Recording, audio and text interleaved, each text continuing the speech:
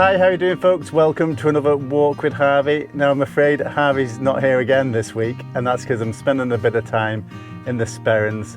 So there's a few of these videos I've done and Harvey's stayed at home this weekend. So yeah, we'll have to do without him this week.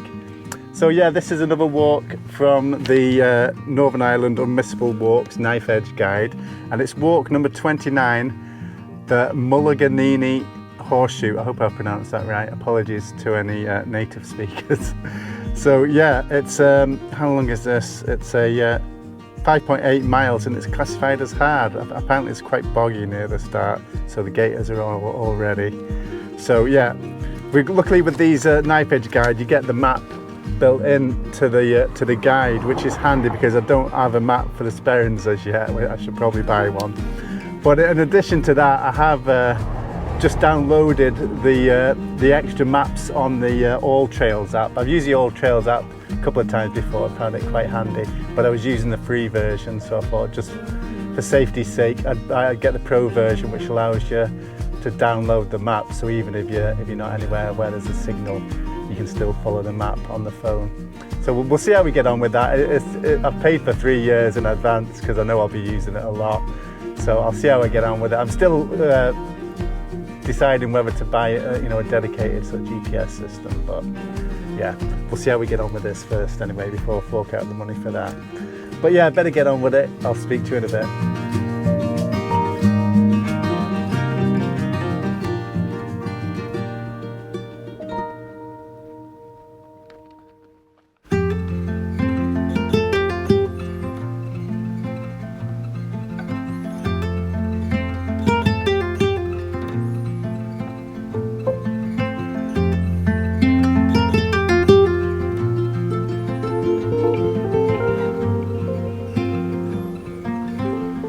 Okay, so we're at the first waypoint here. So according to the book, we climb the track, which is what we've just done, and after 15 minutes we get to a fork in the road, which is here, and we're going straight up ahead here.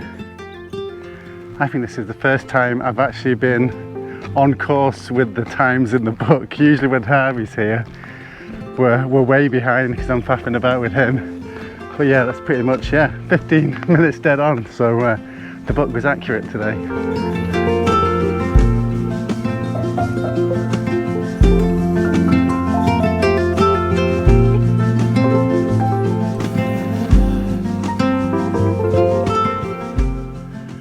Okay, we're at another waypoint here, so this is number 1 in the guide. It says we should be reaching here at 30 minutes. 30 seconds ahead of time, so we're doing well. So it says here, turn left onto another track, which is this one here. And then a few minutes later, we're turning right up a broad gap between sections of forest. So that's what we're looking for next.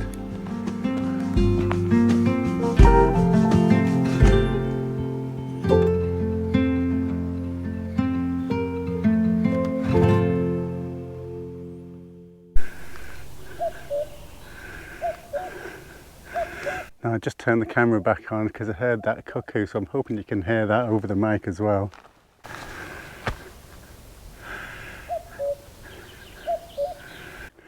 Now, to me, that looks like a broad gap between 2 patches of forest there. So let's have another check here before we venture up there. There is no path and the grassy terrain is uneven. Well, that's certainly true from the looks of things. And a few minutes later, across a fence, and I can see a fence up there, so I'm pretty certain this is the way we're going. You still hear that cuckoo.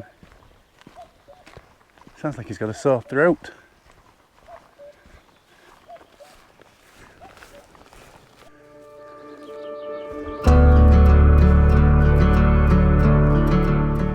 So it looks like there isn't any particular place to cross this, so it's just make your own way across, I think. So here's as good a place as any. Oh, graceful as anything. We've crossed the first fence and it says continue climbing, no path. When you meet a fence, stay on the left. So going straight up and looking for another fence. Yep. Now that forest we can see in the distance there, I'm pretty sure that's Banniger Forest, and that's pretty much the only other place that I've been in the Sperrins. So yeah, it's good to get up here and see a few more places. Oh, that was a few minutes of trudging up that hill, and finally we've seen the second fence here. I was getting worried for a minute there because I couldn't see it.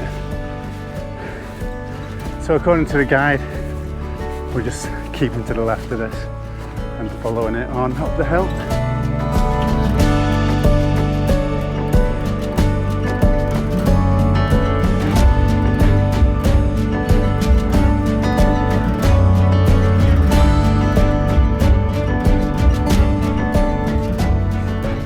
Just noticed way into the distance what I'm pretty sure is Mount Erigal. Now I'm doing that walk tomorrow, but you'll probably not see it for a couple of weeks. But yeah, this camera's not picking it up, I'm sure, but yeah, I can just see the distinctive shape of it in the distance.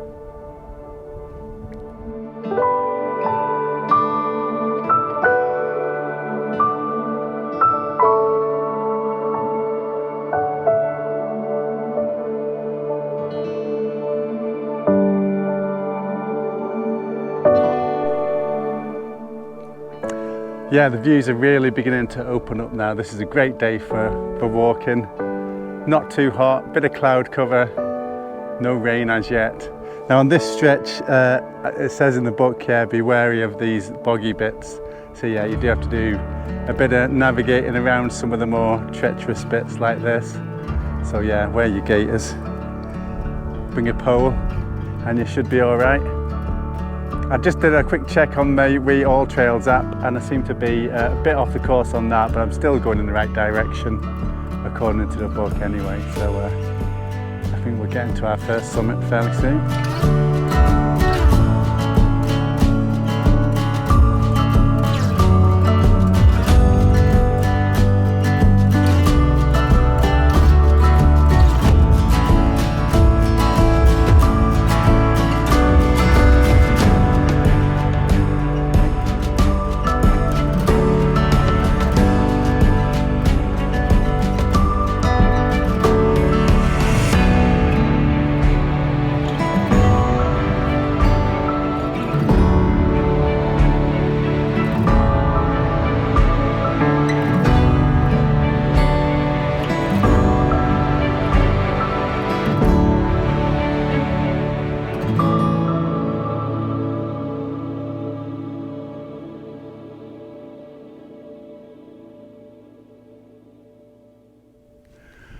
Okay, this is on the summit of Mullaghaneany.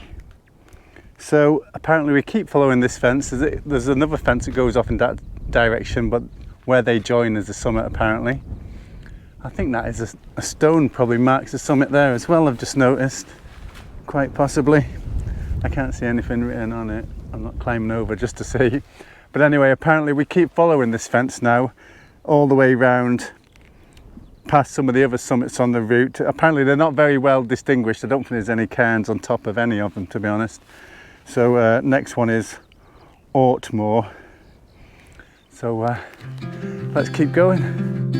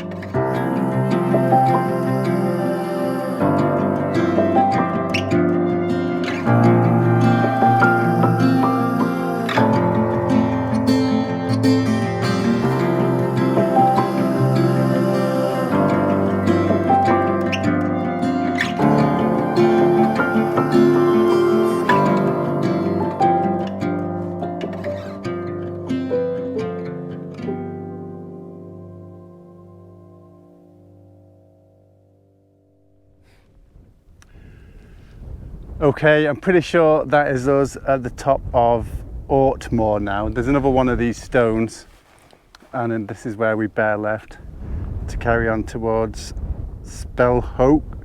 I hope I'm pronouncing that right.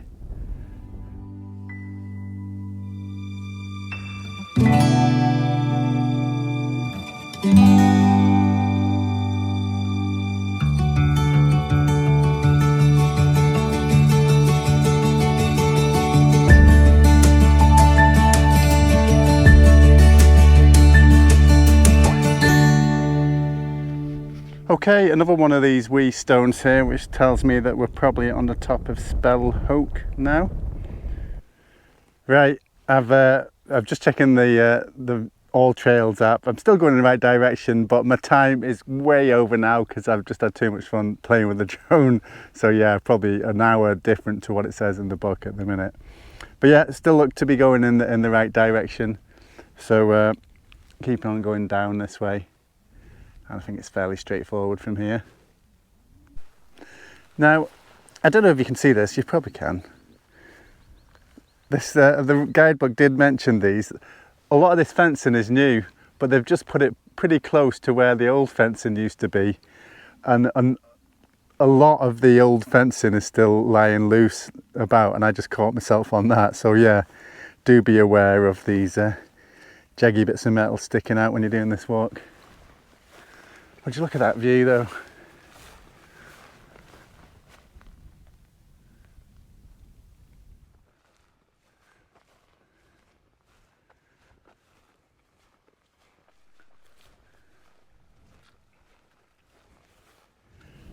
Now, both the app and the book are both guiding me away from this Craiger hill, so it mustn't be part of the route, and I'm thinking to get to it I probably have to go over that fence, and that's a bit more sturdy than the other ones, but I don't want to wreck my nice new trousers on the barbed wire, so I think I'll do as I'm told by the app and the book and give that a miss and head back towards the trail in this direction. Okay, that's us back on the main path. Well, it's not really a path, you can see where it's been trod down a wee bit, so the rest of the stuff around and about is a lot of sinkholes, do you call them, where your foot suddenly disappears. So that's probably why they're keeping us on the main route. Okay, so I think we're at point 3 now. So 2:45 it predicted. We're at 3:18, so about half an hour, not as bad as I thought, half an hour over schedule. Climb a fence, this must be the fence, just above a grassy gully, so I can sort of see that just over the brow there. So yeah, I can pretty much see where I'm going anyway. The car is in the distance down there. The van, should I say. So yeah, let's keep it lit. Still haven't had my break yet. I'm gonna have to stop down here a bit. Okay, this is the steep-sided gully we're going down, and I'm thinking this is going to be another ideal spot for flying the drone. So where those rocks are over there, I might sit there and have my wrap and have one more fly of the drone.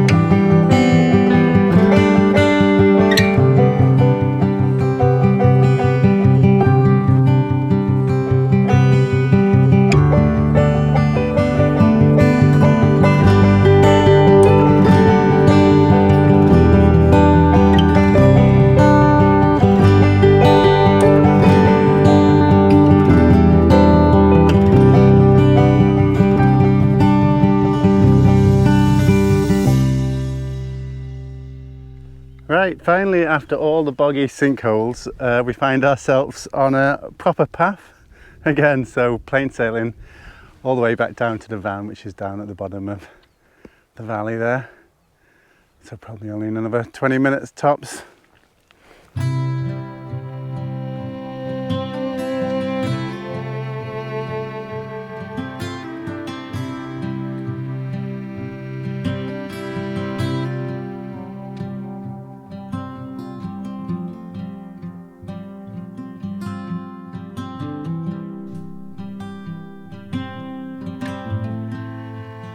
Looks like this gate's padlocked, so we may have to do a bit of climbing.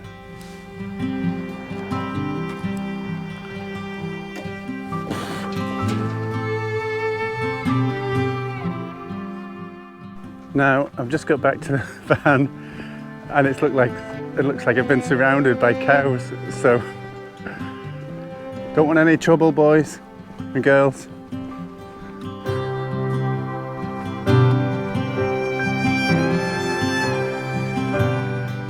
don't think I'm going to hang about here. I think I'll drive somewhere else and get changed. Oh, there's loads of midges. Ugh.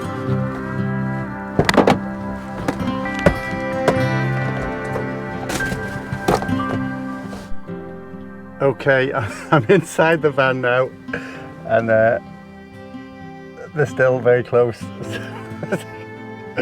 This is some end to a walk. This is the first. I'm glad Harvey's not here actually. This would have been a bit crazy. He would have been going nuts. Yeah, so I'm just going to stop the timer here. So a quick check. 6.1 miles, 4 hours 40. So yeah, just press stop on that. Yeah, so really great to get out in the Sperrins properly for the first time. As I said, I'd done Banneker Glen or Banneker Forest or whatever it is before, and that was good. So it's good to get up high and see some of the sights. It's probably one of the best places for getting a view of, you know, probably as much as Northern Ireland as you could see from one point, I'd imagine, in the Sperrins. You could see all around you up as far as Donegal. And maybe not quite as far as the Mourns, but I was trying to pick out some of the peaks I'm familiar with. There's midges all in the van now. The flipping cows have brought the midges with them. If I open the window, will they get out? I'll try that in a minute anyway. But yeah, no, great walk. Definitely recommended. One to do from the best Northern Ireland walks book, definitely. Okay, now tonight's the night of the England-Scotland match, and it's 10 to 8 now, so it looks like I'm missing the start anyway. But yeah, I'm gonna get up the road and see that. But thanks for watching. If you're new to the channel, I do one of these every Sunday. Don't usually finish like this with all these cows. But yeah, give us a wee thumbs up, subscribe if you want to, and hopefully we'll see you on the next one. Cheers, bye.